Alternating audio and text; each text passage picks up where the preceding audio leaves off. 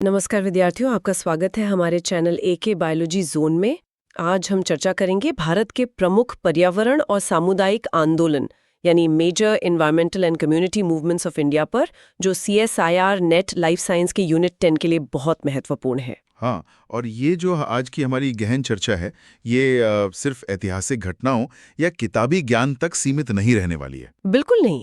आज हम उन लोगों की प्रेरक कहानियों पर बात करेंगे जिन्होंने अपनी धरती, अपने जल को बचाने के लिए सच में अभूतपूर्व कदम उठाए। सही कहा। और एक विशेषज्ञ के तौर पर मैं ये स्पष्ट करना चाहूंगा कि कैसे ये आंदोलन केवल पर्यावरण तक सीमित नहीं है। मतलब ये सतत विकास, जिसे हम सस्टेनेबल डेवलपमेंट कहते हैं, और सामुदायिक भागीदारी के बेहतरीन उदाहरण है। एकदम सही। तो ठीक है, आइए इसे विस्तार से समझते हैं। भारत के नक्शे पर अगर हम इन आंदोलनों को देखें तो ये बहुत भौगोलिक विविधता दिखाता है। हाँ, अगर हम इसे मैप पर विजुअलाइज करें तो जैसे उत्तर में उत्तराखंड का चिपको आंदोलन है, फिर पश्चिम में महाराष्ट्र का पानी पंचायत। बिल्कुल। और अगर हम दक्षिण की तरफ जाएं तो कर्नाटक का अप्पिको आंदोलन और केरल का साइलेंट वैली आंदोलन। हाँ, तो इतने अलग अलग क्षेत्रों में होने के बावजूद क्या इनमें कोई समानता थी? अगर हम इसे व्यापक संदर्भ में देखें तो इन सभी आंदोलनों के 3 मुख्य स्तंभ रहे हैं। पहला है सामुदायिक भागीदारी, मतलब कम्युनिटी का खुद आगे आना। बिल्कुल। दूसरा है सतत संसाधन प्रबंधन यानी सस्टेनेबल रिसोर्स मैनेजमेंट। और तीसरा है प्राकृतिक संसाधनों का संरक्षण। ये सिर्फ प्रदर्शन नहीं थे। एकदम सही। इन जमीनी आंदोलनों ने सीधे तौर पर हमारे जो पर्यावरण, वन और जलवायु परिवर्तन मंत्रालय है यानी MOEFCC, उसकी सरकारी नीतियों को प्रभावित किया। यह नीतिगत बदलाव की एक बहुत बड़ी शुरुआत थी। ये तो बहुत ही कमाल की बात है कि कैसे आम लोगों ने राष्ट्रीय नीतियां बदल दी। तो चलिए इस गहन चर्चा के पहले हिस्से में महाराष्ट्र चलते हैं। हाँ, 1970s का महाराष्ट्र। पुणे जिले का वो इलाका जो भयंकर सूखे से प्रभावित था। वहां पानी की इतनी कमी थी कि खेती करना लगभग असंभव हो गया था। और वहीं से शुरुआत होती है विलासराव सालुंखे के मॉडल की। बिल्कुल, विलासराव सालुंखे ने पानी पंचायत की नींव रखी। और यहाँ एक बहुत ही दिलचस्प बात सामने आती है। एक खास नारा दिया गया था, पानी अड़वा पानी जिरवा, जिसका अर्थ है पानी को रोको और उसे जमीन में रिसने दो। हाँ, और सबसे रोमांचक तथ्य ये है कि ये नारा सालुंखे जी ने नहीं, बल्कि खुद महाराष्ट्र के तत्कालीन मुख्यमंत्री वसंत दादा पाटिल ने गढ़ा था। सच में? मतलब वो सालुंखे के इस मॉडल से इतने गहरे प्रभावित हुए थे? बिल्कुल, वो समझ गए थे कि ये मॉडल कितना प्रभावी है। अगर हम पानी पंचायत के मुख्य उद्देश्यों का विश्लेषण करें तो इसके 5 मुख्य उद्देश्य थे। सबसे पहला तो वही जल प्रबंधन में सामुदायिक भागीदारी। हाँ, कम्युनिटी इन्वॉल्वमेंट। दूसरा, पानी का समान वितरण। तीसरा था कृषि उत्पादकता में सुधार लाना, क्योंकि सूखे की वजह से तो खेती बर्बादी हो रही थी। बिल्कुल। और चौथा था कुशल सिंचाई प्रथाओं को बढ़ावा देना। और 5वां, सबसे अहम, भूजल के अति दोहन को रोकना। ये जो पानी के समान वितरण वाली बात आपने कही, ये नियम तो बहुत ही क्रांतिकारी था। वो कैसे? क्योंकि आमतौर पर पानी उस हिसाब से मिलता है कि किसके पास कितनी जमीन है, लेकिन पानी पंचायत में पानी का वितरण जमीन के आकार पर नहीं, बल्कि परिवार के आकार पर तय किया गया। यहाँ सबसे आकर्षक बात यह है कि इसके पीछे का अर्थशास्त्र बहुत ही अनोखा था। पानी को किसी की निजी संपत्ति नहीं माना गया, उसे एक सामान्य संसाधन या कॉमन रिसोर्स माना गया। बिल्कुल। और इसी वजह से फसल योजना यानी क्रॉप प्लानिंग पर बहुत जोर दिया गया। मतलब कौन सी फसल उगानी है और कौन सी नहीं। हाँ, गन्ने जैसी अधिक पानी सोखने वाली फसलों की खेती के खिलाफ सख्त चेतावनी दी गई। कम पानी वाली फसलें उगाने के लिए प्रेरित किया गया। और इस पूरे मॉडल को जमीन पर उतारने के लिए एक 3D वाटरशेड विकास मॉडल तैयार किया गया, जिसमें भौतिक संरचनाएं बनाई गई। जैसे कि चेक डैम्स। हाँ, चेक डैम्स जो सतह पर बहते पानी को रोकते हैं। और फिर पर्कुलेशन टैंक बनाए गए। हाँ, पर्कुलेशन टैंक जो पानी को भूमिगत रिसने देते हैं, जिससे असल में हमारा वाटर टेबल रिचार्ज होता है। बिल्कुल सही। और अंत में उस संरक्षित पानी को फसलों तक पहुंचाने के लिए सिंचाई नहरें बनाई गईं। तो अगर हम इसके परिणामों की बात करें, इसका व्यापक प्रभाव क्या रहा? परिणाम बहुत ही शानदार रहे।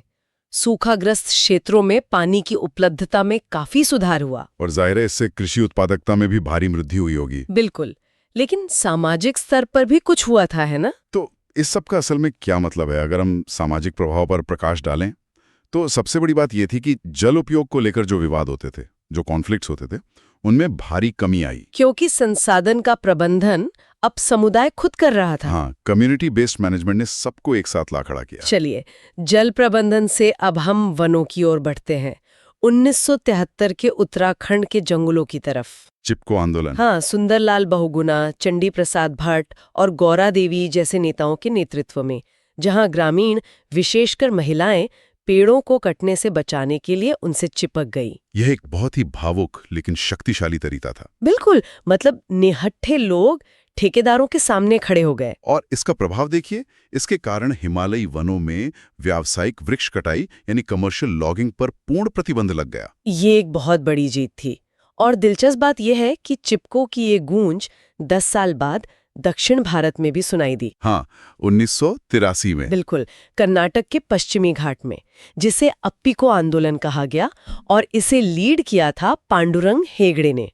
कन्नड़ में अप्पिको का मतलब भी गले लगाना ही होता है। अगर हम अप्पिको के मुख्य उद्देश्यों का विश्लेषण करें तो वो स्पष्ट थे।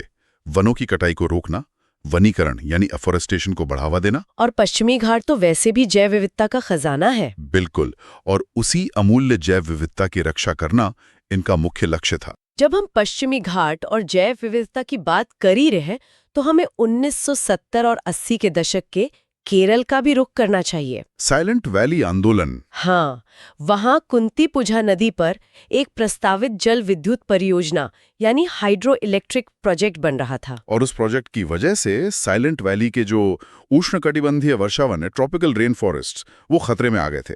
पूरा का पूरा जंगल जलमग्न होने वाला था। ये एक महत्वपूर्ण सवाल खड़ा करता है, विकास बनाम पर्यावरण का मुद्दा।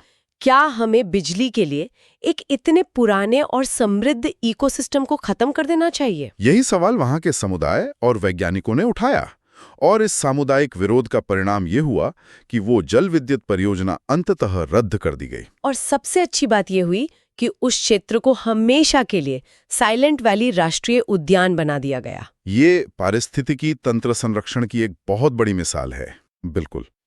तो हमने अभी जिन 4 प्रमुख आंदोलनों पर चर्चा की है, चलिए उनका एक क्विक रिकैप कर लेते हैं, एक तुलनात्मक मैट्रिक्स के रूप में। हाँ, विद्यार्थियों के लिए ये बहुत उपयोगी रहेगा। सबसे पहले महाराष्ट्र का पानी पंचायत, जो मुख्य रूप से जल प्रबंधन पर केंद्रित था। फिर उत्तराखंड का चिपको आंदोलन, जिसका मुख्य फोकस वन संरक्षण था। फिर कर्नाटक का अप्पिको आंदोलन, जो वनीकरण और जैव विविधता से जुड़ा था। और अंत में केरल का साइलेंट वैली आंदोलन, जिसने वर्षा वनों की रक्षा की। ये मैट्रिक्स याद रखना बहुत जरूरी है। और अगर कोई विद्यार्थी या शोधकर्ता इसके बारे में और गहराई से पढ़ना चाहे, तो कौन सी किताबें पढ़नी चाहिए? कुछ बहुत ही महत्वपूर्ण अकादमिक संदर्भ हैं, जैसे आगे के अध्ययन के लिए माधव गाडगिल और रामचंद्र गुहा की 1995 की किताब इकोलॉजी एंड इक्विटी बहुत अच्छी है। और चिपको आंदोलन के लिए? उसके लिए रामचंद्र गुहा की ही एक और किताब है, द अनक्वाइट वुड्स, जो 1989 में आई थी।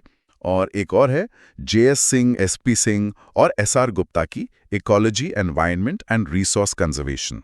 ये 2014 की किताब है ना? हाँ, परीक्षा की तैयारी के लिए ये बहुत ही प्रामाणिक संदर्भ है। तो अब जरा सीधे CSIR नेट परीक्षा के फोकस की बात करते हैं। हमारी स्लाइड 13 पर एक सीधा सा प्रश्न है। हाँ, बताइए। प्रश्न है, किस आंदोलन ने महाराष्ट्र में समुदाय आधारित जल प्रबंधन को बढ़ावा दिया? इसका उत्तर तो बहुत ही स्पष्ट है, पानी पंचायत। बिल्कुल। लेकिन यहाँ ये समझना जरूरी है कि परीक्षा में ऐसे समुदाय आधारित संरक्षण के प्रश्न बार बार क्यों पूछे जाते हैं। क्यों पूछे जाते हैं? क्योंकि परीक्षक ये देखना चाहते हैं कि क्या विद्यार्थी सिर्फ थ्योरी रट रहा है, या वो ये भी समझता है कि संरक्षण के लिए जमीनी स्तर पर समुदायों का जुड़ना कितना अहम है। सही कहा, अप्लाइड इकोलॉजी का यही तो मतलब है। बिल्कुल। तो आज की चर्चा काफी ज्ञानवर्धक रही। हाँ, और चर्चा को समाप्त करते हुए मैं एक ऐसा विचार छोड़ना चाहूंगा जिस पर हमारे श्रोता खुद विचार कर सकें। बिल्कुल, बताइए। इन दशकों पुराने आंदोलनों ने साबित कर दिया कि असली बदलाव ऊपर से नहीं बल्कि जमीनी स्तर के समुदायों से आता है। आज के दौर में जब हम वैश्विक जलवायु परिवर्तन यानी ग्लोबल क्लाइमेट चेंज का सामना कर रहे हैं, जो कि एक बहुत बड़ा संकट है। हाँ, तो क्या हम आधुनिक शहरों में भी पानी पंचायत या चिपको जैसी सामुदायिक एकजुटता का कोई नया रूप विकसित कर सकते हैं? विचार कीजिएगा। ये वास्तव में सोचने वाली बात है कि क्या हम शहरों में भी ऐसी कम्युनिटी खड़ी कर सकते हैं। तो विद्यार्थियों, अगर आपको ये लेक्चर पसंद आया हो तो वीडियो को लाइक करें, चैनल को सब्सक्राइब करें और अपने दोस्तों के साथ शेयर करें। धन्यवाद।